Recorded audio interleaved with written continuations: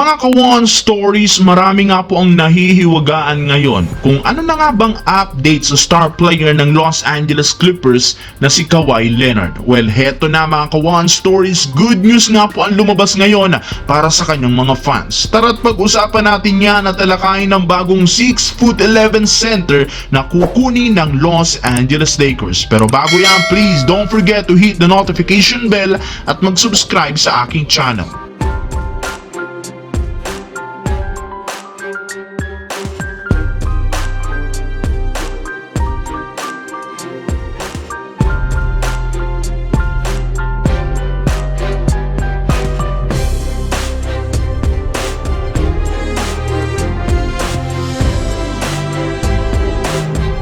Marami nga po mga ka-One Stories ang naniniwala na ang nag-iisang paraan para masolusyonan ng Lakers ang problema ngayong taon ay sa paggawa ng malakihang trade. At isa sa pinakamalaking pangalan na nakadikit na sa kanilang team ay ang 6'11" center ng Washington Wizards na si Jonas Valanciunas na matagal na ngang target na makuha.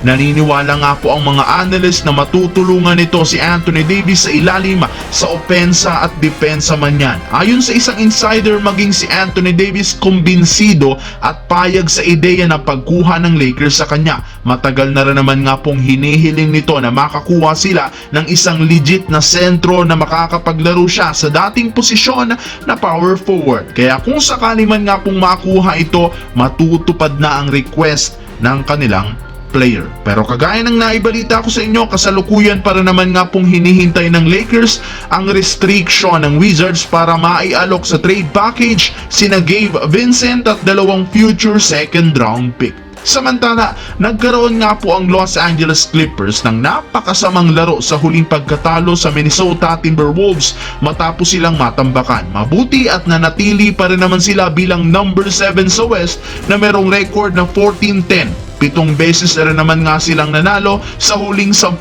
laro. Ibig sabihin na gagawa nga po nilang manalo kahit wala si Kawhi Leonard. And speaking of Kawhi, base sa source ngayon, nananatili pa rin naman nga pong out ito indefinitely. Hindi pa rin naman alam ng kanilang team kung kailan ito makakapaglaro muli. Pero dahil ngayon, ayon mismo sa ibinalita ng isang insider, target nga nitong bumalik bago ang December 25. Ibig sabihin, before Christmas makakabalik na ang nag-iisang Kawhi Leonard. Pero as of now, sumasama na rin naman ito sa individual workout ng kanyang makakampi, which is good news para sa Clippers fans.